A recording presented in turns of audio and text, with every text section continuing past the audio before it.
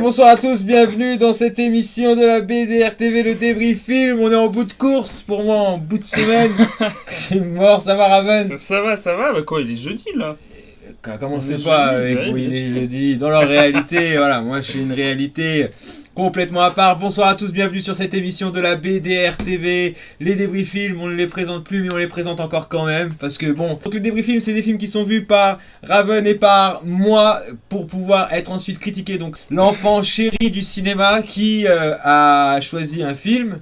Jadis, et moi qui ai choisi un film. Parce que malgré, à cause du confinement, je l'avais dit sur le Discord, rejoignez notre Discord. Et ben en fait, on n'a pas pu voir 3 films, malheureusement. Et puis les viewers, enfin, faut proposer des films à un moment donné. Aussi, c'est de votre faute. Proposer des films. Tout est de votre faute. Non, donc il n'y aura que 2 films pour ce débrief film, malheureusement, mais vous savez, on dit toujours mieux vaut privilégier la qualité à la quantité. Alors plutôt que de regarder un film vite expédié, tu vois ce phrasé. C'est beau, c'est beau. Et bon, on a préféré regarder 2 films et se concentrer sur ces 2 films-là. Peut-être qu'on développera un peu plus du coup. Et on commencera par le film de Netflix. D'accord. Qui s'appelle Uncut Gems. Boom!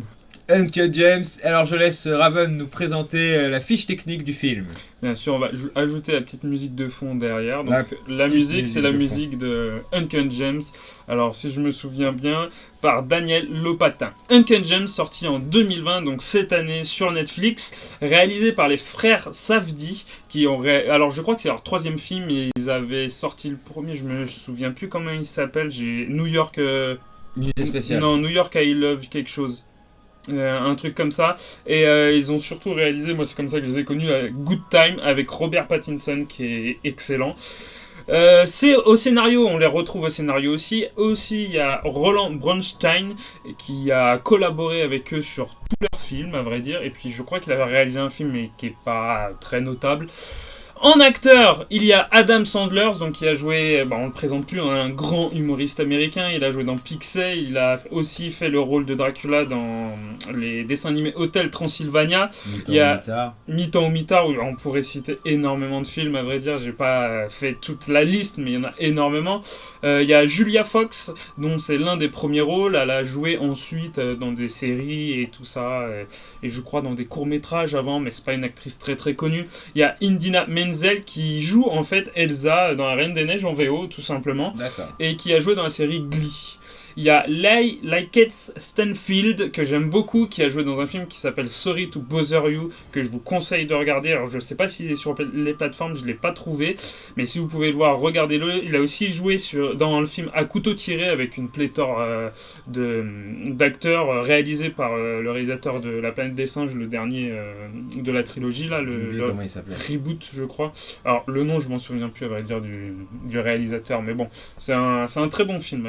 Tu l'as pas vu, je te le montrerai peut-être un jour. Il y a aussi Eric Bogosian qui est un adepte de la série New York Section Criminelle. J'allais refaire le New York Unité Spéciale, j'étais chaud. Section Criminelle là, et puis qui a joué dans plein d'autres séries aussi. Et il y a Pom Klementieff qui joue Mantis dans Avengers et puis dans Gardiens dans la Galaxie, et qui a joué dans les Kaira. Parce que c'est une actrice française. Ah bon? Eh oui.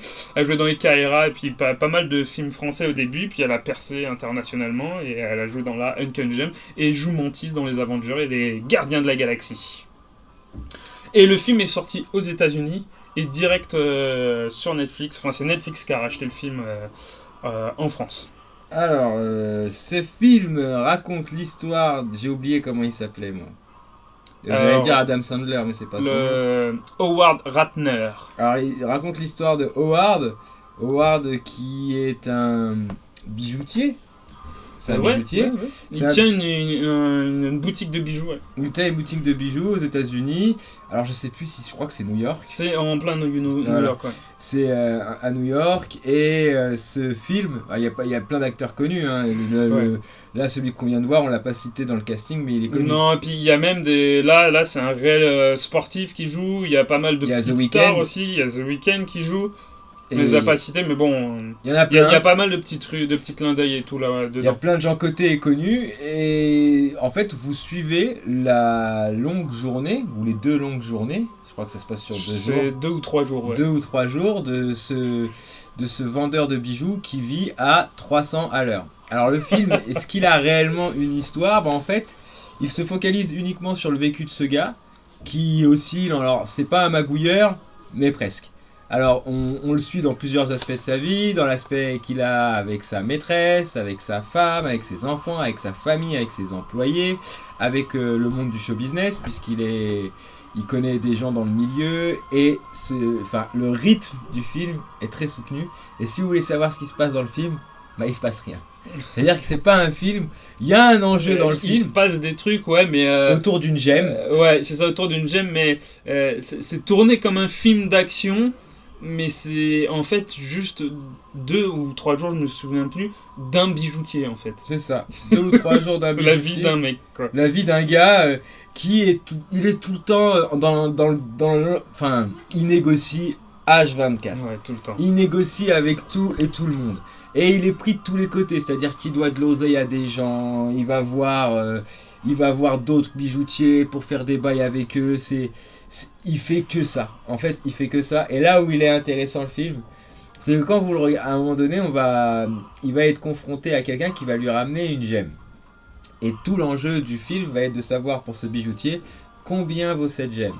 Puisqu'il doit tellement d'argent à droite à gauche que cette gemme pour lui représente un certain capital s'il la revend au bon prix. Je crois qu'il s'est renseigné approximativement pour savoir, en fait, parce que la gemme, il y a un diamant dedans, je crois, c'est spécial. Ouais, il s'est renseigné pour le diamant, mais là, il a une gemme tellement énorme qu'il ne sait pas exactement...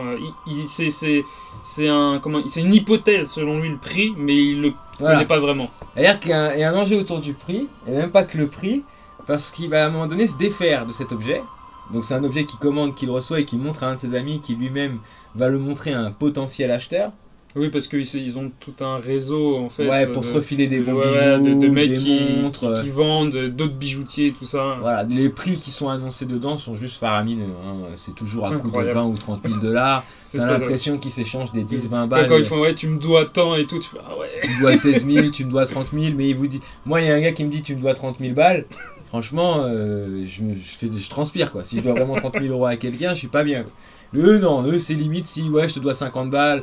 Donc on voit que leur rapport à l'argent, il est complètement biaisé. Et quand il a un de ses... j'allais dire pas un de ses fournisseurs, non, pas un de ses collègues, un de ses contacts, qui s'occupe de faire le lien entre lui et le monde du sport. Donc là, je crois que c'est la NBA, donc un célèbre joueur de basketball. Mais en fait, il connaît quelqu'un qui a des contacts. Alors, quand il va passer la gemme au mec, il va lui donner la gemme, et ce fameux contact, va la prêter à un basketteur. Et alors là, il y a un peu de fantastique dans le film, mais c'est pas clairement déclaré. C'est pas avec plaisir, Charlie. Fantastique, mais bah si. Non, parce que sinon tu dirais que les gens qui lisent dans les lignes de la main, ceux qui croient en des choses, c'est fantastique. Attends, on va se battre. C'est-à-dire que si quelqu'un te prend la main et te lit dans les lignes de la main et te raconte un truc dans un film, si ce truc-là a lieu, il y a un aspect fantastique. Mais ça existe dans la vraie vie. Bah, ça n'empêche pas que c'est fantastique. Ah, même dans la vraie vie. Bah, imagine, là, parce qu'en fait, l'enjeu de cette gemme... fantastique, pour moi, c'est quelque chose qui n'existe pas. Mais non. Le genre fantastique, c'est quand c'est ancré dans le monde réel, quelque chose qui n'existe pas. Mais dans notre monde réel à nous. La science-fiction, c'est quand tout est inventé. Non, mais t'es en train de dire que c'est ancré dans notre monde réel, mais ça n'existe pas. Mais non, la chose qui...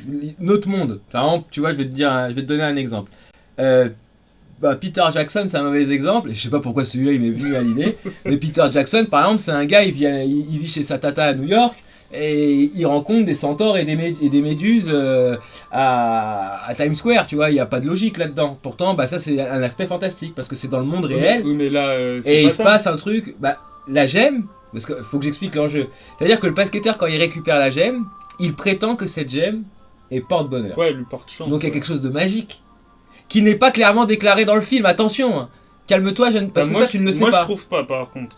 Parce que moi j'ai des objets, quand je les ai, j'ai de la chance, pourtant je déclare pas quel objet t'as des trucs quoi comme ça toi? Bien sûr, j'ai un porte-clés, si je l'ai pas avec moi, ma journée elle va se passer mal. Mais ça c'est parce que c'est psychologique. Mais bien sûr, donc là je pense que c'est aussi psychologique. Bah non. Pour moi, c'est ça. Mais moi, je trouve pas.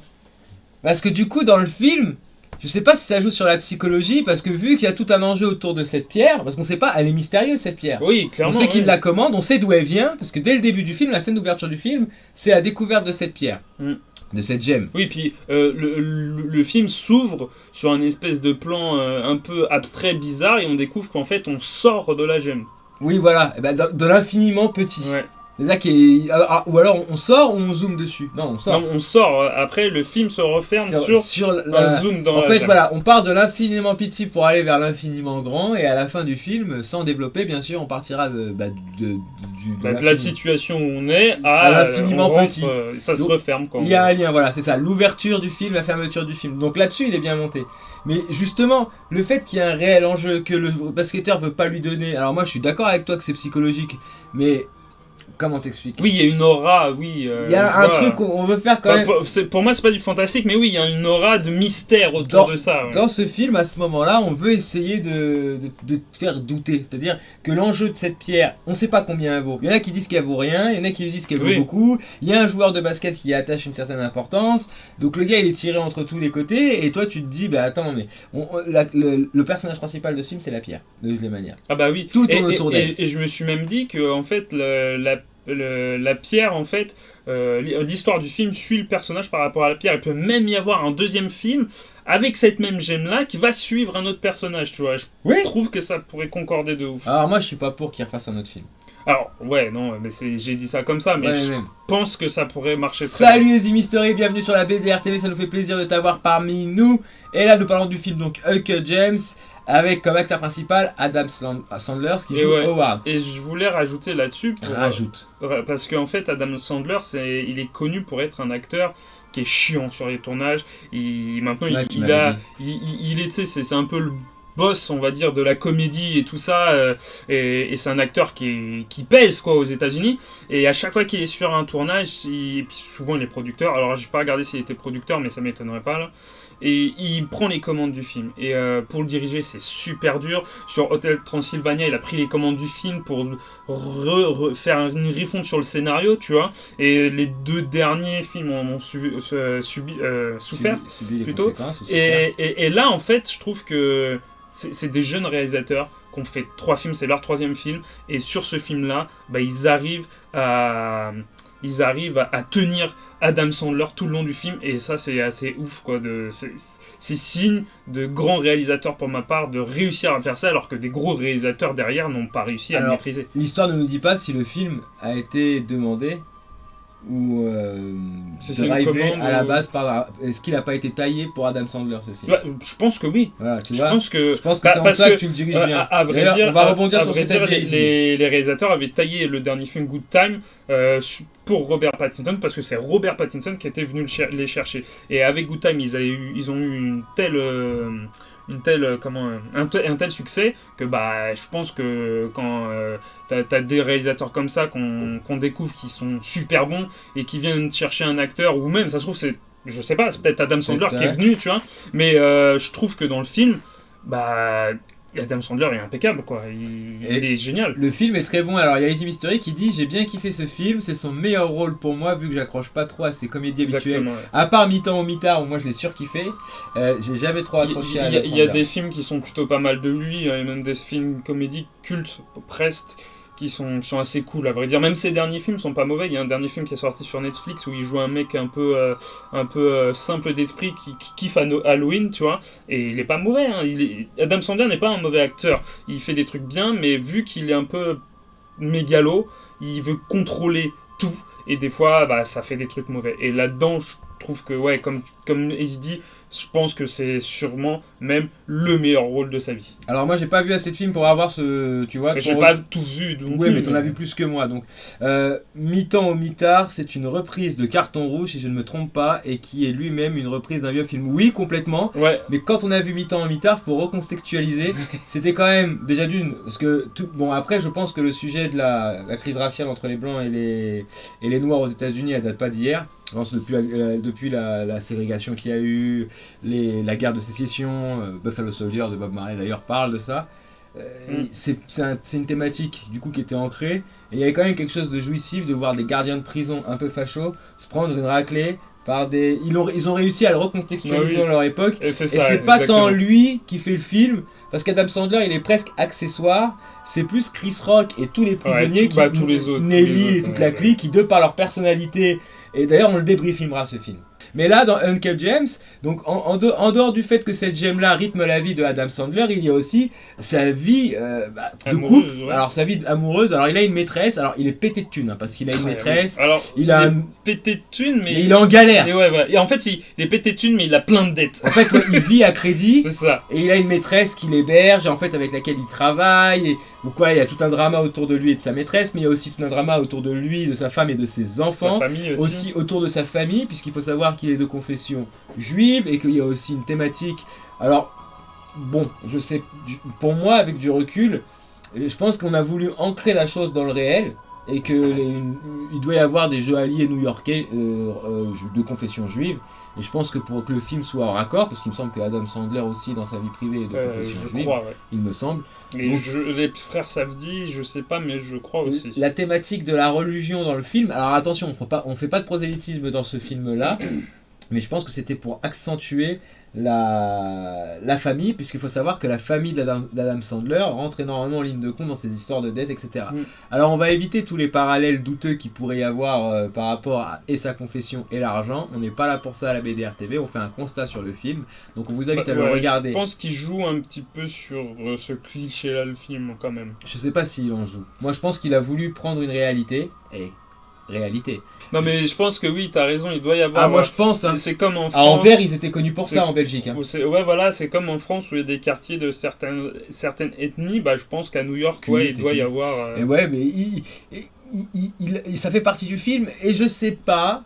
Bon, pour moi, ça sert pas tant le propos. Pour moi, ce qui sert vraiment le propos, c'est Adam Sandler, c'est la presta d'Adam Sandler, c'est la presta des acteurs autour de lui, que des fois, c'est pas que je trouve nul, parce que je pourrais pas avoir ce jugement-là, mais ça me rappelle Snatch. Je l'ai jamais vu. Non, il a jamais vu Snatch. Ouais. J'ai jamais vu Snatch. Tout le monde m'en a parlé. Easy Mystery m'en a parlé. Les gars du peut-être un prochain film à débriefer. Un truc à me faire découvrir. Mais bon, c'est quand même un film de dingue. Moi, quand il a vu ça, il m'a dit j'avais envie de regarder ce film. Je sais même plus pourquoi je te l'ai validé. C'est parce que c'est tout simple. Tout le monde a déjà connu ce qu'il y a là. On cherchait un film, on était sur Netflix. Et on se perdait. Tellement de films, on s'est perdu. Et on a fouillé plein de trucs. Et je suis retourné sur ma liste. Et le premier de ma liste, je crois que c'était Uncle James. Et il m'a dit c'est quoi ça? Je fais ça c'est un film que j'ai envie de voir depuis un petit moment. Il fait vas-y mets-le parce qu'on était saoulés de chercher. Voilà. On l'a mis et je crois qu'on n'a pas parlé pendant tout le long du film quoi. Non. Sauf que peut-être à la fin où il y a un petit moment qui redescend, mais vraiment un petit peu, où on s'est dit wow. Il y a un moment à la fin, avant que le film se termine, il se passe quand même un truc de ouf. C'est-à-dire que la fin du film, tu t'y attends pas. Ouais, non, t'imagines pas que ça va aller jusque là. Tu te dis what? Il y a des trucs Et ça va crescendo, ça monte comme ça. Ça ne s'arrête jamais. Excellent. C'est-à-dire qu'à chaque situation, il y a une autre situation. Enfin, le film, c'est un ricochet de situation en situation qui ne s'arrête jamais jusqu'à un moment donné où il faut que ça s'arrête. Et le seul moyen d'arrêter la machine, quand vous regardez la fin du film, vous dites ah oui, comme ça? D'accord, bon pas mal. Donc ils ont fait un vrai pari risqué avec cette thématique-là, parce que sur le papier, ça a l'air hyper chiant. C'est ça, sur le papier, c'est un mec qui est criblé de dettes et qui vit en fait...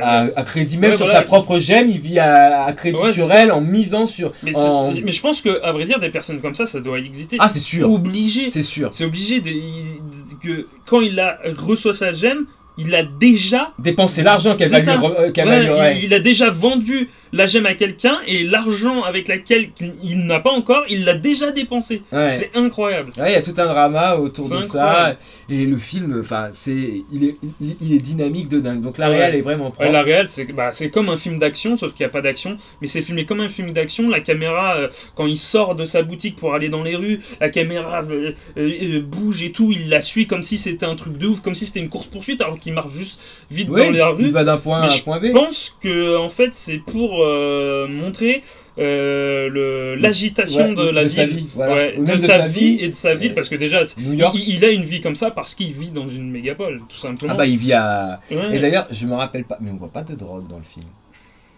J'ai pas souvenance. Eh bah, Non, je crois pas. j'ai pas souvenance. Break the Reality, l'émission pop culture, C'est et oui. Nightbot. Pourquoi tu l'as appelé Nightbot? Parce que c'est le nom du bot, c'est comme ça qu'il s'appelle. Ah oui, c'est pas toi qui lui as donné Non, un nom. non, c'est ça, appelé comme ça. Ah, Oui, il y a des commandes, donc là, vous voyez, le Nightbot va balancer une commande toutes les 15 minutes pour le Discord, parce que venez sur Discord. Et qu'est-ce que je voulais dire? Oui, le film est très bruyant. Le son, ah, ça, tu vois, ça. les gens crient. Ça m'a pas surpris. Bah, moi, ça m'a...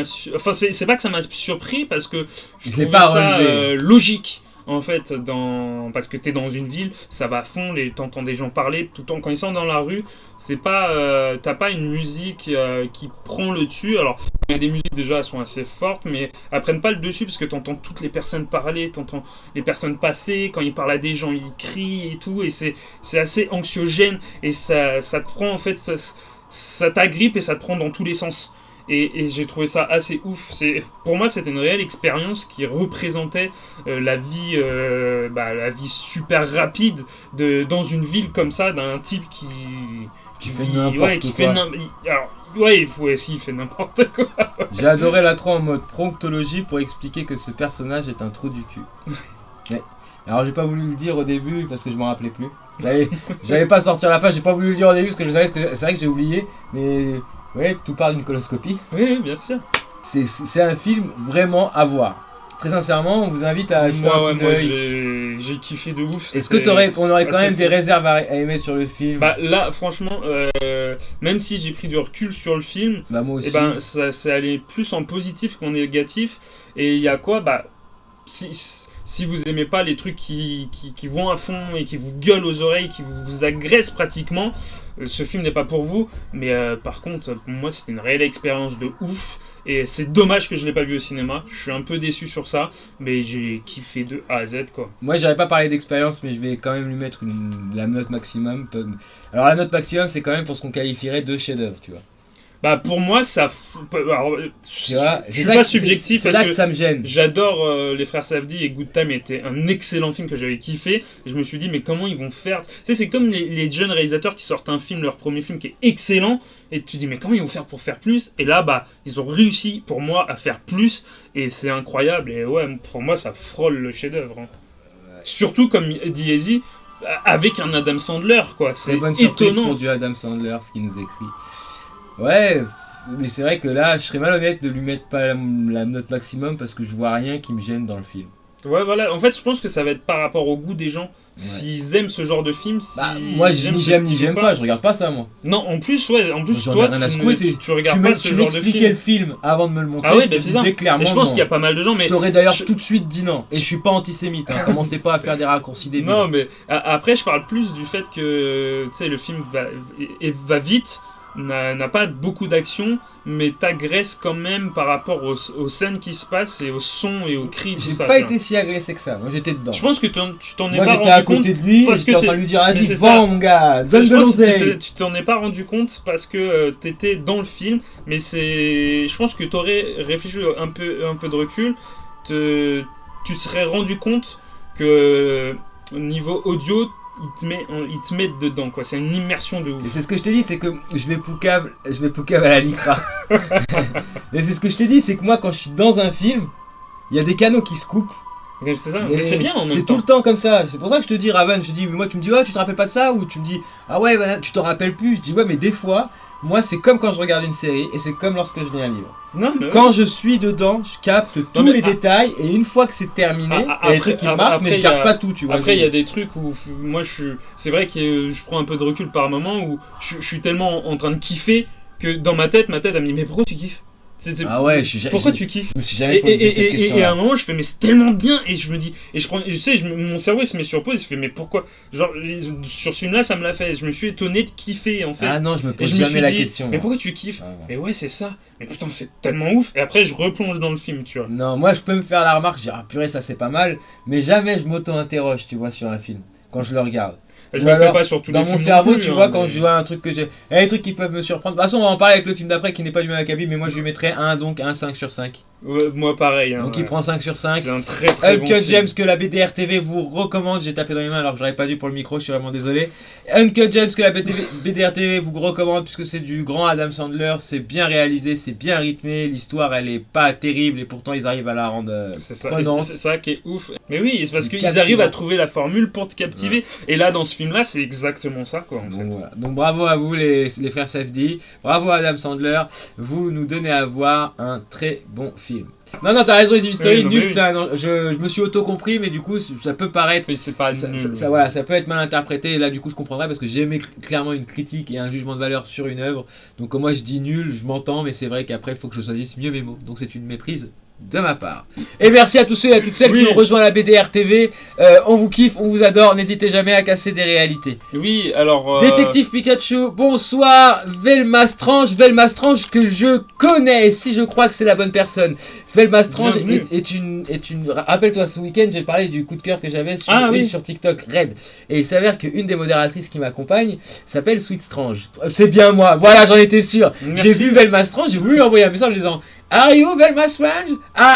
It's you? Et après je me suis dit non vas-y, tranquille Captain, laisse-la tranquille. Et elle est là sur un live de la BDR TV et tu nous fais kiffer. Merci de t'être abonné à la BDR TV. Sache qu'à partir de maintenant, ta vie sera encore plus fantastique dans ta réalité parce que t'es pas avec n'importe qui, t'es avec Raven Irons et le Captain Gonzo pour vous servir. Et nous allons donc parler de Détective Pikachu tiré de la célèbre licence Pokémon, et je laisse Raven vous présenter le casting réalisateur du film.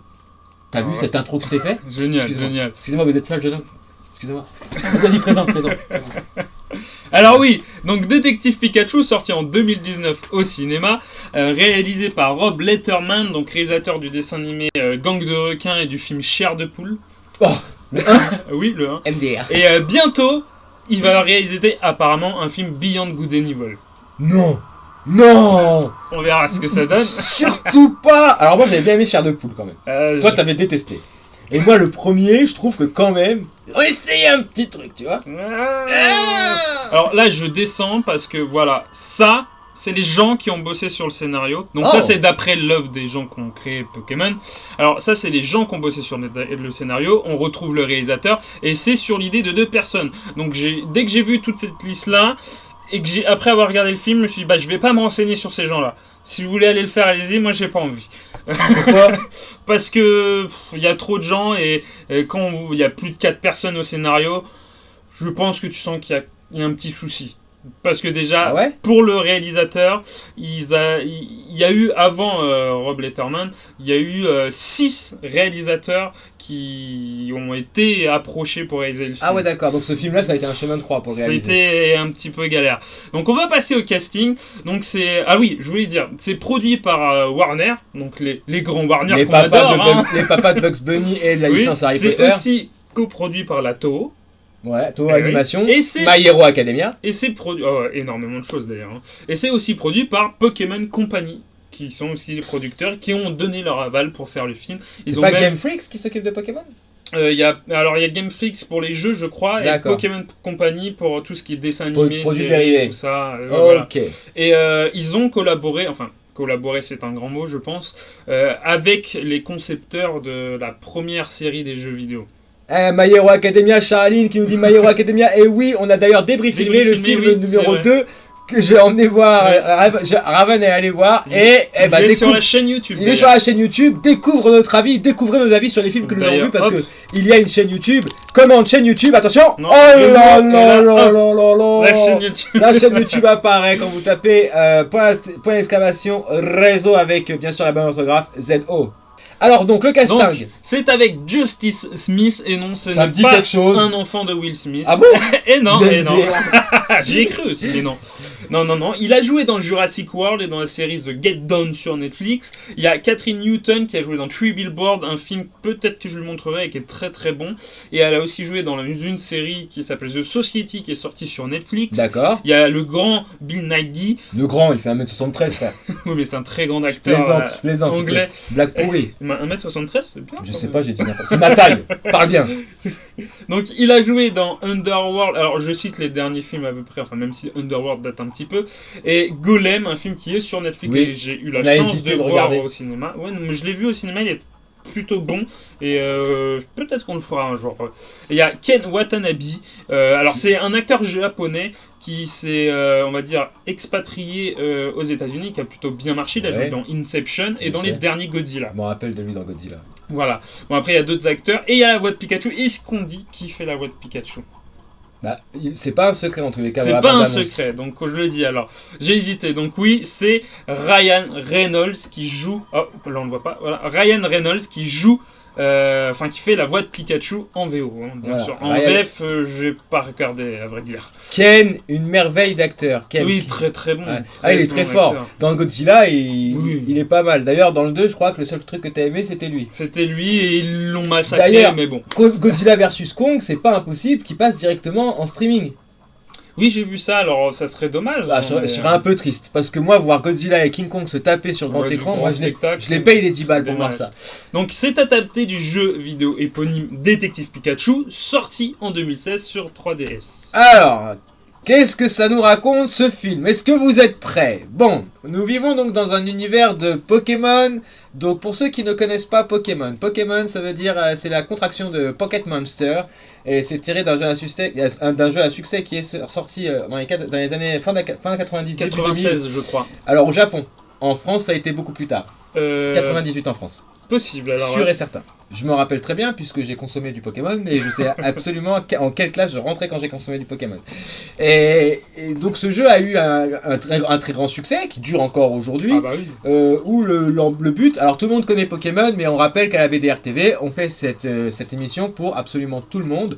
Et donc il y a peut-être quelqu'un qui ne connaîtrait pas Pokémon. Je viens de toucher le fond vert, c'est ça ? Oui. Ah, je suis désolé. J'ai foutu ta mise en scène en l'air. Tout ça c'est du direct, et oui c'est pour vous. Vous pouvez voir le dos de... regarde, t'es coupé en deux. Ah oui, t'as un pantalon vert. J'ai un pantalon vert, t'existes pas. C'est génial, en plus je t'ai vu. Ah, bah voilà. Il a cassé la réalité. En direct, tout ça, c'est génial. On est là, on arrive. On est là, on arrive. On n'est toujours pas dans la même pièce. On change tout le temps. On change tout le temps. Le setup change aussi. Tout ça, c'est la bande-annonce a duré tout le long, donc la bande-annonce est beaucoup trop longue, je suis désolé. Ouais, mais alors très sincèrement, on va parler de Détective Pikachu, donc qui est tiré de la célèbre licence Pokémon Pocket Monster. C'est un jeu vidéo dans lequel vous incarnez un personnage qui capture des petites bestioles qui s'apparentent à des animaux tels qu'on les connaît, qui ont des noms assez particuliers, qui ne verbalisent leurs émotions qu'en répétant inlassablement leur nom. En ce qui concerne Pikachu, il dit Pika Pika les 3 quarts du temps, ou alors Pikachu. Oui, et il y avait un beau sketch d'Edo et de Yacine Belouz qui a raconté la création de Pokémon avec l'histoire racontée par les chaussettes. L'histoire racontée par les chaussettes. C'est drôle. Et du coup, il s'avère que cette licence a donné lieu à l'existence des détectives Pikachu. Et alors là, Pokémon, il faut savoir que c'est un peu... Le concept est bizarre, parce qu'on capture des animaux pour les faire se battre entre eux. C'est ça, oui. Faites ça dans votre réalité, déjà d'une c'est mal, faut pas faire ça. Ouais, il y a les associations d'animaux qui vont vous tomber dessus. Ouais, et a raison. A raison parce qu'on fait pas ça, c'est complètement stupide. Enfin, en tous les cas, moi je n'arrive pas à comprendre qu'on puisse se satisfaire de voir des animaux se faire du mal, mais dans l'univers de Pokémon, c'est complètement possible. C'est normal. Et donc dans Détective Pikachu, ça nous raconte l'histoire d'un... Donc ils ont réussi, enfin, ils ont couplé l'univers de Pokémon, qu'on a surtout connu en dessin animé, en film d'animation, ouais, et puis en jeu de cartes aussi. Au monde réel. Au monde réel, donc les Pokémon sont faits en CGI. Aussi. Oui. Voilà. Et il y a donc le film s'ouvre sur un mystère. Donc il y a un Pokémon très célèbre qui est maintenu en captivité. Ouais. Et je pense que parce que je suis allé voir le film, j'étais pas du tout convaincu par la bande annonce. Et quand j'ai vu cette entrée de ce Pokémon, je fais oh trop bien.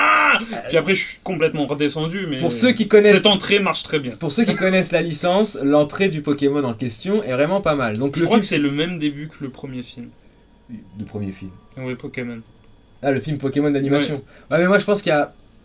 Peut-être que l'entrée est dingue et conforme au perso. Oui. Oui, complètement.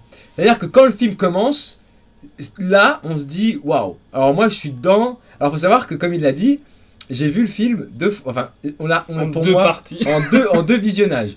Parce que le film... Alors on va y revenir. Je crois qu'on l'a lancé 10 minutes après, c'était fini. Première fois. Non, tu pousses le bouchon un peu trop loin. Moi, je pense que c'est 20 minutes. C'était juste de mauvaise foi. On n'a pas raconté l'histoire. Parce que c'est tombé. Ouais, on va. Justement, j'y allais. Donc, la scène d'introduction s'ouvre sur un Pokémon qui est célèbre. Il se passe quelque chose. Tac, fin. Et on découvre donc le personnage qui est incarné par Justice Smith, qui évolue avec un de ses amis et qui est un ancien enfant qui a grandi et qui nourrissait le rêve de pouvoir devenir dresseur Pokémon. Vous connaissez tous l'adage, un jour je serai le meilleur dresseur. Et il a renoncé à ses rêves, sa maman est décédée, il vit chez ses grands-parents et son père, il n'a pas voulu retourner chez son père pour X raisons que vous découvrirez dans le film. Bon, il s'avère qu'on lui passe un coup de fil où on lui explique que son père a disparu, au début il est porté disparu, et donc considéré comme décédé. Ouais, c'est ça. Il est plus, dès le début, il est considéré comme mort, en fait. Voilà. Et il doit donc retourner en ville. Alors je sais pas si c'est pour constater, et on va dire, lui il y va pour tirer un trait sur son papa. C'est-à-dire qu'il est en froid avec lui, et il veut tirer un trait sur son papa. Et il s'avère que la disparition de son père est empreinte de mystère, et lorsqu'il rentre dans l'appartement de son père, il fera la connaissance de... quel lien, voilà pourquoi on s'est retardé. Il fera la connaissance donc pas de Psychoquack mais de Pikachu. Et il y a une pirouette scénaristique toute mignonne qu'il va comprendre Pikachu. Alors, il dit qu'il n'a pas été enjaillé quand il a vu la bande-annonce, et moi c'est tout le contraire. C'est vrai, je suis plus du tout client de Pokémon, et ce depuis des années. Pourtant, quand j'ai vu la bande-annonce, et que j'ai vu ça, que Pikachu parlait, et que lui parlait avec Pikachu, j'ai eu l'impression, je me suis dit, mais ils vont faire un truc badass, mais ils vont faire un truc un peu adulte. Je me dis, c'est génial, prendre le concept de Pokémon, le contextualiser dans un film qui s'apparenterait à une enquête policière et qui en est une, avec Pikachu, et surtout qu'à un moment donné, c'est pas qu'il est graveleux, mais tu sens qu'il a il a des aisances avec les gens quand il parle et qu'il se fait pas comprendre, qui sont terribles. Je me dis, mais tu vois, les quiproquos que ça peut faire naître avec quelqu'un qui comprend, les autres qui comprennent pas, il dit un truc, pas horrible, mais un truc un peu... il se fout de sa gueule. Il se fout de sa gueule ouvertement. D'ailleurs, vers le début, c'est un petit peu ça. C'est ce que ça a voulu introduire. Et il va suivre du coup ce fameux Pokémon, puisque dans ce monde-là, dans la ville dans laquelle travaillait son papa, où il était policier, Rim City, les gens ont un Pokémon qui les accompagne, mais le dressage de Pokémon et le combat de Pokémon Le dressage de Pokémon est autorisé, mais pas le combat. Voilà, le dressage est autorisé, mais le combat est prohibé. Et du coup, le détective Pikachu était le partenaire de son papa. C'est ça, qui était policier. Et il va donc partir avec son nouvel ami en quête de vérité pour découvrir ce qui est arrivé à son papa. Et le film, après ça, devient complètement... Alors, c'est que mon avis, on rappelle que les avis sont subjectifs, et vous avez le droit d'exprimer votre désaccord sur le chat, parce qu'on est non seulement d'accord pour entendre que vous n'êtes pas d'accord, d'ailleurs on est d'accord pour entendre que vous n'êtes pas d'accord, vous avez tout à fait entendu, on est d'accord pour entendre que vous n'êtes pas d'accord, et on est d'accord pour échanger, mais après j'ai trouvé le film d'un ennui, alors c'est pas que rien ne fonctionne, il y a des trucs qui marchent bien, par exemple... Les Pokémon, toi, tu les trouves pas bien faits. Horrible. Alors que moi, je trouve pas. Horrible. Moi, je trouve que t'es dur. Parce qu'il y a un truc, par exemple, que j'ai aimé. Pour moi, ça fonctionne pas. Mais pour moi, si. Non. Ah, si. Ah, tu vois, j'adore quand on va pas être d'accord. C'est bien. Là, il va y avoir de la bagarre, restez connectés. C'est bien quand sur Instagram, tu vois des artistes qui mettent les Pokémon en mode réel. Comme c'est on a vu souvent les Simpsons en mode réel. Tu vois, c'est jaune et un peu creepy, tu vois. Ouais, là, pour moi, c'est ça. C'est moche et creepy. Mais je trouve pas je trouve pas ça moche. Pas. Et ben moi ça tu vois ça, je suis pas d'accord avec toi, ça m'a pas dérangé. Alors il y a des Pokémon pour lesquels ça m'a dérangé. Par exemple Ectoplasma et Snowbull ou Snowball, je sais pas comment il s'appelle. Oui, ces deux-là, ça m'a beaucoup dérangé. Par contre, pour Dracofeu, pour Léviator, pour Pikachu et pour Rondoudou, ces quatre-là, même un peu excellents. Pikachu, ça fonctionne. Je connais encore les noms après toutes ces années. Hein. J'apprenais le truc par cœur à la fin du dessin animé. Là, ça va, on voit beaucoup les 150 premiers, pas 151. Alors, il faut savoir qu'il existe maintenant 800 Pokémon et que dans le film, on en voit à peu près 60. Oui, mais de toute façon, tu pouvais pas tout mettre dans le film. Mais tu sens qu'il y a des... Alors, les Pokémon participent à la vie active de la société. Ils travaillent, ces feignants de Pokémon, hein, parce que c'est pas tout d'être enfermé dans des... Pas que, il y en a qui sont méchants aussi. Oui, il y en a qui sont méchants, mais sinon, il y en a qui bossent, quoi. Mais oui. Et moi, je trouvais justement que Et même, tu vois, ce qui m'avait... Parce que donc, il y a un Pokémon qui s'appelle Léviator. Donc, déjà, la manière dont il est introduit dans le film, j'ai trouvé ça cool. Oui, c'est sympa. Ça, c'est un clin d'œil. Il y a pas mal de clins d'œil. Mais si vous avez été joueur de Pokémon, même si vous y avez joué un peu, l'arrivée de Léviator, elle est marrante. Et alors, moi, là où j'étais surpris, c'est sa manière de bouger et l'articulation qu'ils ont mis dans ce Pokémon. Par contre, je dis pas qu'ils sont mal faits. Je dis qu'ils sont bien faits. Le film est plutôt joli, à vrai dire. Je suis tombé encore plus amoureuse de Psychoquack. C'est dommage qu'on voit pas son évolution, c'est tout ce que je dis, mais bon. Eh ben non, alors moi, ce Psycho Quack, c'est vrai que ce Pokémon-là, moi, il me faisait phaser. Alors, dans le film, il a gardé la même aura, tu vois. Il comprend rien, tu vois. Ça, c'est vrai que Psycho Quack, on est d'accord avec toi, Velmastrange, Psycho Quack, il est marrant. Et là où le film, selon moi, ne fonctionne pas, c'est que ils sont passés à côté. Parce que déjà moi je me suis fait avoir par la bande-annonce. Quand j'ai vu la bande-annonce, j'ai dit mais c'est exceptionnel. Pour le coup, on va avoir peut-être pas forcément des meurtres, parce que dans un policier il peut y avoir mais au moins des choses un peu dramatiques, un peu graves. Le film tourne un peu autour de l'humour, donc on le sent ça dans la bande-annonce qu'il va y avoir de l'humour. Mais après, tu vois, c'est redondant et on tire pour arriver à la fin du scénario. Et bon, salut le régisseur. Et c'est un film qui a été fait et pensé pour des enfants. Et je pense, même si les thématiques sont universelles et qu'un enfant et un adulte peuvent regarder la même chose et avoir une interprétation différente, je pense que sur celui-ci... Alors, il y a quand même un truc qui est bien foutu dans le film, par rapport à la fin. Ah oui. C'est assez poétique et c'est bien amené. Mais c'est pas qu'ils ont pas voulu... Je pense qu'ils ont... En fait, pour moi, dans ce film-là, ils ont le cul entre deux chaises. Et ils prennent pas complètement le pari de faire en sorte de... Pas de renouveler la licence Pokémon, mais avec ce matériau-là, de donner quelque chose d'autre à voir avec les Pokémon. J'aurais été vraiment content que le Pikachu, pas qu'il soit vulgaire, mais qu'il soit complètement insolent. Oui. Parce que c'est pas l'image qu'il renvoie dans l'inconscient collectif. Oui. Il est mignon. Et puis en plus, là, avec le concept qu'il faut dans le film, ça aurait pu... Mais ouais, je pense qu'il voulait parler aux fans de Pokémon et aussi à ceux qui ne connaissent pas ou qui n'aiment pas vraiment Pokémon. Il a marché, tu le sais. Il a quand même eu un succès, quand même. Pas un truc de ouf, tu vois, mais il a eu un succès. Beaucoup de gens sont allés le voir. J'ai trouvé que c'était une initiation pour la nouvelle génération, nous dit Velma. Qu'en penses-tu au grand maître Pokémon, toi qui as 800 Pokémon? Moi, personnellement, alors je dis pas que j'ai gardé mon âme d'enfant comme j'avais à l'époque, mais... Il ment. J'aurais été gamin, j'aurais vu ce film-là, ça m'aurait fait flipper. Vraiment, les Pokémon, je les trouve vraiment horribles dans le film. Surtout, tous ceux qui n'ont pas de fourrure, je les trouve creepy de ouf. Attendez, excuse-moi. Vraiment. Détecteur de mauvaise foi. Pas mauvaise foi, c'est vrai. Attends, tu veux que je te rappelle ce que t'aimais quand t'étais petit? Tu me dis creepy, t'as peur? Mais non, mais Tes jouets, ils font peur. Mais bref, je regardais, si je jouais et regardais à Pokémon, et ça m'aurait fait un effet chelou, c'est sûr et certain. Merci Tizik. Grâce à Tizik, merci. Oui, merci Tizik, voilà, de t'être abonné à la BDR TV. Tizik, qui on le rappelle être notre régisseur et qui stream sur en ce moment World of Warcraft. Merci beaucoup Tizik.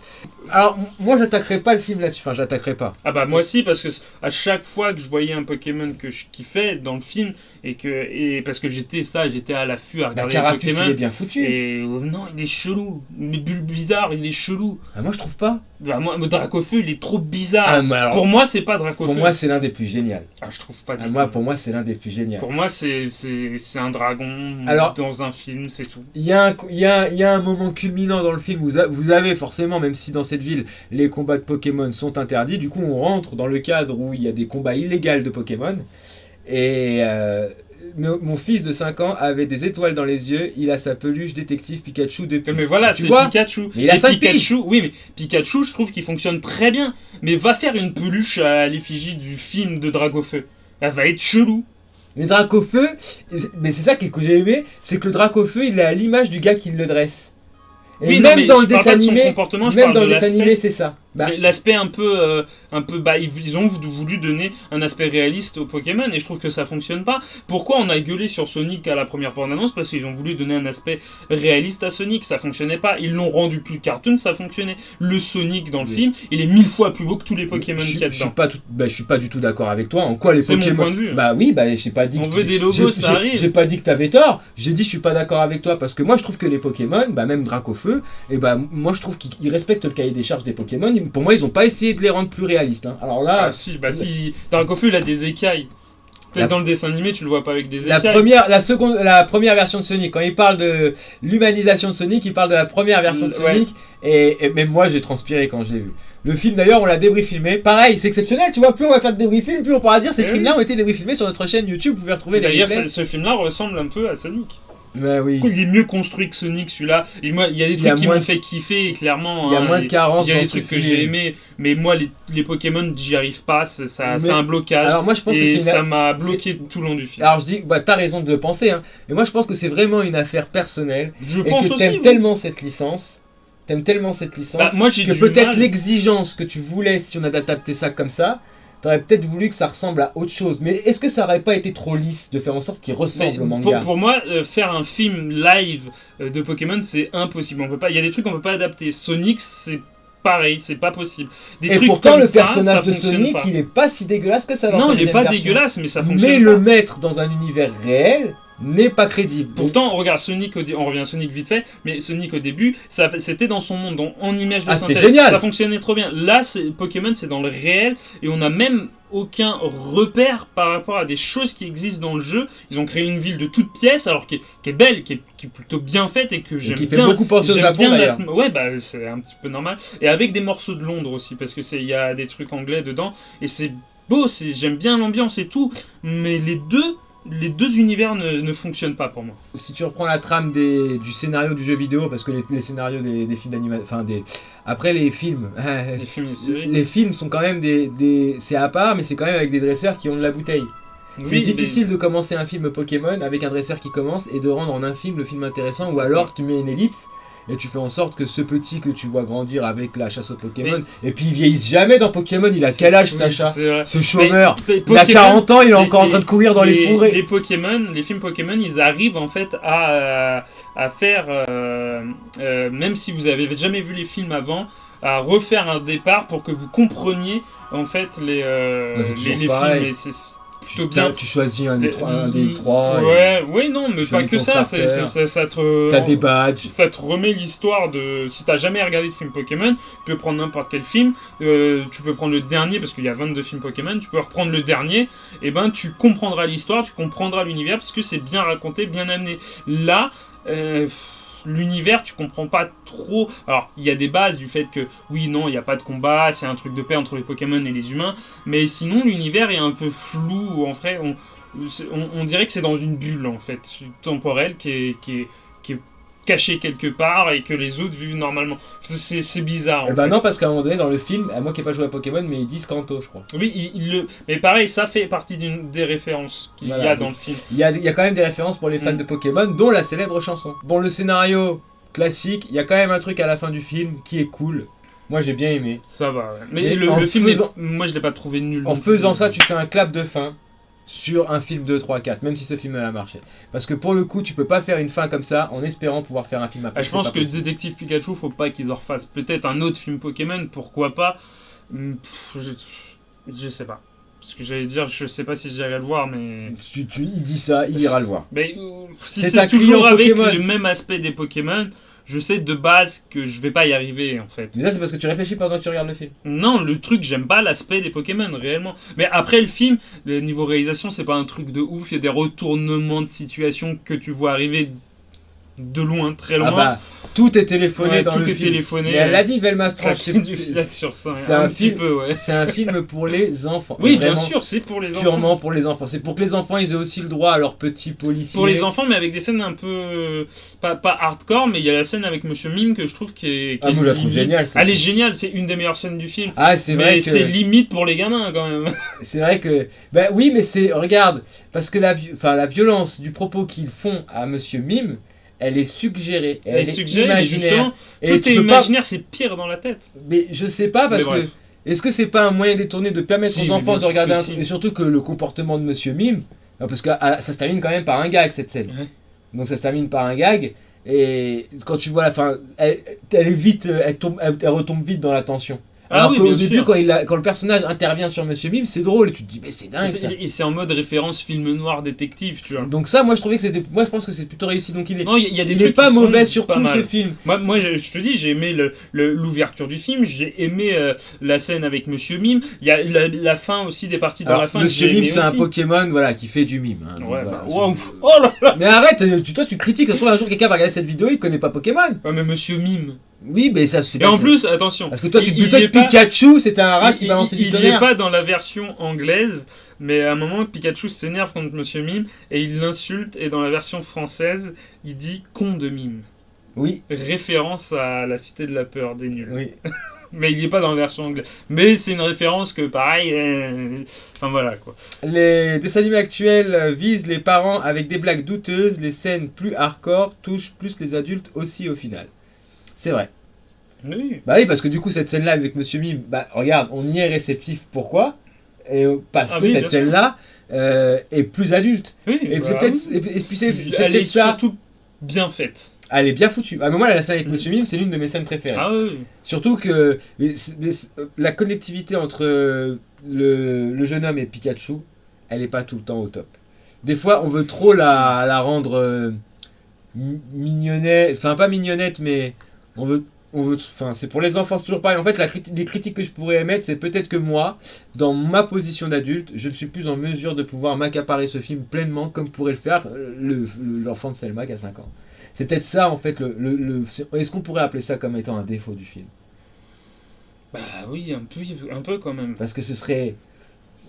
Est-ce que, avec ce film-là, on se poserait pas la question de savoir si, même si toi et moi, on adore regarder tous les films qui existent, d'animation ou pas, est-ce que finalement, on n'est pas en train, en grandissant, d'atteindre nos limites et de se dire qu'il y a des films qu'on pourra peut-être plus apprécier comme on aurait pu les apprécier quand on était petit ?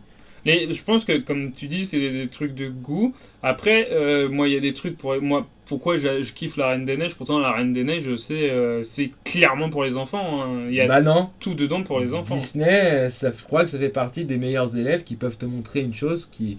Il y a des adultes qui adorent Disney et qui en regardent encore aujourd'hui. Moi, je regarde Mulan aujourd'hui, je suis autant enjaillé que quand j'ai vu la première fois. Mais Mulan, il y a beaucoup de trucs adultes dedans. Mulan, le dessin animé. Pour revenir sur Détective Pikachu, pour moi, sa faiblesse première, c'est que dans la réal ou dans les choix qui ont été faits, il n'y a pas assez d'audace. Ouais, c'est basique. Ça remplit le cahier des charges. Peut-être qu'il vient comme tu dis. Peut-être qu'il vient trop tard aussi. Peut-être que ce film... Bah non, moi je suis sûr que ce film-là, tu le mets en 2016, tu dis ? Tu le mets peut-être 10 ans en arrière. Allez, tu me le sens en 2011. Ouais, c'était ça, 2016. Ouais, 2016. Ce film-là, tu le mets 10 ans en arrière, sans parler de l'aspect... 2019, le film. Voilà, tu le mets 10 ans en arrière. Ah, le jeu, c'est 2016, pardon. Tu me le mets 10 ans en arrière, je pense que ce film-là n'a pas le même impact. Commercialement parlant, ça a relancé les ventes Pokémon. Coïncidence ? Oui, non, mais je ça, ne crois pas, je ne pense bien pas. Sûr, oui, ça a relancé l'engouement sur Pokémon. Mais parce peut-être que, que c'était l'objet du film. Hein. Oui, bien sûr. Peut-être que le film. Ils ont comme a dit, son fils a une peluche. Ils ont vendu énormément de détectives Pikachu. Ouais, de détectives en jeu et en peluche. Et il y avait même une carte Pokémon donnée dans certaines séances, tu vois. Donc. Mais là, il y a des trucs intéressants dans le film, mais c'est mal fait, je trouve. Moi, je dirais pas que c'est mal fait, mais on va dire que c'est maladroit. Oui. C'est maladroit et... C'est le même mot que moi, c'est pareil. C'est chiant. Alors, je trouve... Ouais, c'est un petit peu chiant. Le rythme est nul. Mais ouais. On vous tient... Le film, là où il est...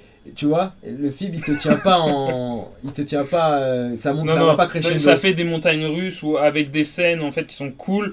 que vous avez sûrement vu dans la bande-annonce, et après avec des trous où tu fais ouais, oui d'accord, et puis ça remonte un petit peu, voilà. Ça fout pas mal de références qui sont, je trouve, plutôt bien amenées à vrai dire. Voilà, et donc on rappelle, le rythme est banal et prévisible comme vous disiez. Bah merci, bah tu vois, elle est bien Velma Strange. Alors on rappelle à Velma Strange et tous ceux qui nous rejoignent que nous notons sur 5, puisqu'on est parti du postulat que si on notait sur 10, il y avait des facilités, et que noter un film sur 5, c'est-à-dire que chaque point compte. Et on s'est donné cette barrière-là, qui a été inspirée d'ailleurs par Easy Mystery et son frère. Et depuis la dernière émission, on a enlevé les chiffres à virgule, sauf le 3,5 pour garder la moyenne. Bah même le 1,5, c'est le 2,5 qu'on a enlevé. Non, on a enlevé tous les chiffres à virgule, on a juste gardé le 3,5, ça fait pas la moyenne sur 5. 2,5, pourquoi j'ai trouvé ? Pour moi, c'est sur 6, parce que je note, moi, mes films sur 6, c'est pour ça, c'est incroyable. Mais jamais de ma vie, moi je pensais que c'était le 2,5 qu'on avait viré. C'est 2,5 qu'on a gardé. Vous voyez que des... Mais non, c'est 2,5 qu'on a gardé. Mais non, il me semblait que Dova, justement, disait que si on mettait 2,5, c'était beaucoup trop facile, parce que du coup, ça voulait dire qu'on se prononçait pas sur un film. Et justement, c'est ça qu'on voulait garder. Bah oui, mais... Ah, il y a eu un quiproquo de ouf. Moi, moi j'ai compris le contraire. Je disais qu'on gardait 2,5. Bah moi j'ai compris qu'on le gardait plus et que moi je pense qu'on devrait garder les 0,5. Toi tu veux pas ? Bah c'est vrai que c'est un peu, ils ont raison, c'est un peu facile. Des qui sont fous. C'est un peu facile de faire des 0,5. Mais non, quand t'as pas envie, moi si j'ai pas envie de charger un film, Mais en même temps, un film, tu sais, je lui mets 1. Bah, c'est tout, tu sais, je sais pas. 1,5. Ouais, t'as raison. Allez, Entre 1 et 1,5, il n'y a pas beaucoup de différence. Tu vois. vas-y, 2,5. Alors, ce film-là, il prend 2. Il prend pas la moyenne. Et il prend pas la moyenne pour beaucoup de raisons. Parce que je suis plus du tout dans l'univers Pokémon, parce qu'il a pas réussi à me tenir, et que quand je l'ai regardé deux fois quand même, ça a été dur pour moi de tenir jusqu'à la fin, et il est pas spécialement long. Désolé Pikachu, tu m'as beaucoup plus enjaillé quand j'avais 13 ans, mais aujourd'hui j'ai bien peur que toi et moi ne serions pas de bons partenaires, je suis désolé. Tu ne le choisirais pas. Non. Non, moi c'est Carapuce. Moi... Team Carapuce d'ailleurs. C'est la troisième fois que je le voyais, parce que je l'ai vu une première fois au cinéma, après que je l'ai revu au cinéma parce que quelqu'un voulait le voir. Et là, c'est la troisième fois que je le voyais. Et à vrai dire, je pense que c'était peut-être la troisième fois de trop. Et moi, je vais mettre un 1. Parce que... Je vais pas te mentir, mais je sais pas si tu as vu, mais à la fin, je me suis endormi. Ah non, je n'ai pas vu la fin du film. Oui, j'ai vu. Parce que mon cerveau a dit, vas-y, c'est bon. Ouais, dommage. Donc, Détective Pikachu, 2 sur 5 pour moi, 1 sur 5 pour lui. Donc, on repart on vous fait un petit topo du débrief film d'aujourd'hui, qu'il n'a eu que 2 films. En premier, nous avons donc eu Uncut Gems, avec Adam Sandler des frères Safdie, qui récolte de ma part et de sa part un 5 sur 5. C'est assez rare pour qu'on le souligne. C'est un très très bon film. On vous encourage à aller le voir. Il est disponible sur Netflix. Il est sorti en 2020. Et vous verrez peut-être Adam Sandler dans l'un de ses meilleurs rôles. Et en numéro 2, Détective Pikachu. Film qui arrive à jumeler donc l'univers réel avec l'animation en CGI des Pokémon. Malheureusement, la mayonnaise ne prend pas. Le rapport entre le jeune homme et le Pokémon n'est pas assez développé. Peut-être que trop de risques n'ont pas été pris. Alors après, moi je m'interroge. Est-ce que j'ai encore l'âge de pouvoir apprécier ce genre de format? Est-ce que ce format-là me convient encore? Ou en tous les cas, j'ai pas trouvé le film très bien rythmé. Et les problématiques tirées, alors ça pêche un peu. Et Raven ne supporte pas l'aspect des Pokémon dans le film. Ça m'a bloqué de ouf le film. Équivaut donc à 2 sur 5 et 1 sur 5 de ma part. Donc on vous rappelle que la BDR TV, c'est pas terminé. On est maintenant affiliate et on vous remercie encore de vous abonner à la BDR TV. On vous remercie d'avoir regardé le débrief film. Conseillez-nous des films sur le Discord, sur Instagram. Et merci à toi Charline. Conseillez-nous des films sur le Discord, sur Instagram, des films à regarder. Nous les regardons ensemble et nous échangeons nos avis avec vous. Nous vous rappelons qu'à chaque débrief film, il y a un film qui est choisi par Raven, un qui est choisi par moi-même et un qui est choisi par la communauté de la BDR que vous représentez ici dans le chat, mais aussi dans nos cœurs, parce que c'est important de le dire. Et nous rappelons aussi que nous sommes partenaires de la PGR, la Past Game Rebirth, qui est le site qui teste des jeux rétro gaming et qui est chapeauté par Romgamb, un de nos plus fidèles viewers avec qui nous faisons les tests que vous retrouvez lors des grandes émissions mensuelles. Donc big up à la PGR, on vous aime très fort. Partenaire numéro 2, nous sommes aussi accompagnés de Litena qui est la grande spécialiste de l'univers de Tolkien et qui a lu des essais qui concernent l'univers de Tolkien, qui a lu tous les livres de Tolkien, qui est fan de tout ce que pouvait représenter le lore et la densité du lore de Tutters, parce que le surnom de Tolkien c'était Tutters, et elle stream sur sa chaîne aussi du Monkey Island, et elle a un WordPress dans lequel elle écrit des articles où les gens peuvent participer et commenter, beyonddarda.wordpress.com ou beyonddarda.com je crois, je ne sais plus. Et nous avons nos partenaires numéro 2 qui font une émission ce dimanche 6 décembre, C'est toi la radio qui fera une émission à partir de 16h30, votre podcast préféré sur les émissions radiophoniques de pop culture où il sera question de cinéma, de musique, de jeux vidéo et avec une thématique, la thématique spéciale Noël. On vous rappelle que nous sommes du coup de retour la semaine prochaine pour le prochain débrief film. Il y aura aussi la BDR Gaming qui aura 2 épisodes pour ce mois-ci, puisque c'est la période de fin d'année. On va bientôt avoir Cyberpunk, si tout se passe bien la semaine prochaine. Normalement, j'espère. Croisons les doigts. Nous avons quoi d'autre encore à vous annoncer? Bien sûr l'émission spéciale fête de fin d'année, la Corridante, que vous retrouverez le 27 décembre à partir de 17h sur Twitch. Et on sera tous là. Oui. Et peut-être même un invité. Peut-être, si vous êtes sage. Et la débriefologie, on l'a décalé parce que là, ça tombait le 24 décembre, donc on s'est dit qu'on va vous laisser faire les fêtes tranquillement. Ça sera, si je me souviens bien, le 17 décembre, la semaine d'avant. Oui, c'est ça, le jeudi 17, il y aura la débriefologie. Et ce mois-ci, il y a 2 BDR Gaming parce qu'on va couvrir justement la sortie de Cyberpunk. Et le 12 décembre, émission spéciale de la BDR TV. Oui. On ne sait pas comment ça va se passer, mais la PGR fait sa convention en ligne. Ils font ça sur YouTube. Ouais. Je pense que... Je sais pas si on caste du YouTube, si on va pas se faire strike. Non, normalement non. J'ai demandé conseiller. Normalement non. Il faut juste qu'on demande à la PGR s'ils veulent bien qu'on retransmette leur live sur Twitch. J'espère qu'ils vont pas dire non. Et il y aura le live YouTube et normalement on devrait caster et diffuser le live YouTube de la PGR sur Twitch sur notre chaîne. Voilà. Qu'importe le nombre que vous ayez été, j'espère que vous avez passé un bon moment, que vous avez appris à écouter notre avis, peut-être à vous faire le vôtre, peut-être à ne pas être d'accord avec nous. Vous avez tout aussi le droit. Et ça a été un plaisir que d'animer cette émission avec toi, Raven, comme à chaque fois. Aussi, merci pour les films que tu m'as proposés, merci pour les films que vous nous proposez, merci de votre intérêt pour la BDR TV. Et surtout, rappelez-vous bien que d'ici à ce qu'on se retrouve, et merci Velmastrange, merci à vous tous. Merci, super intéressant à écouter, merci beaucoup. Et on vous rappelle que d'ici jeudi de la semaine prochaine à 20h, le plus important pour vous quand on n'est pas là, c'est de casser des réalités. À la semaine prochaine, on vous embrasse très fort.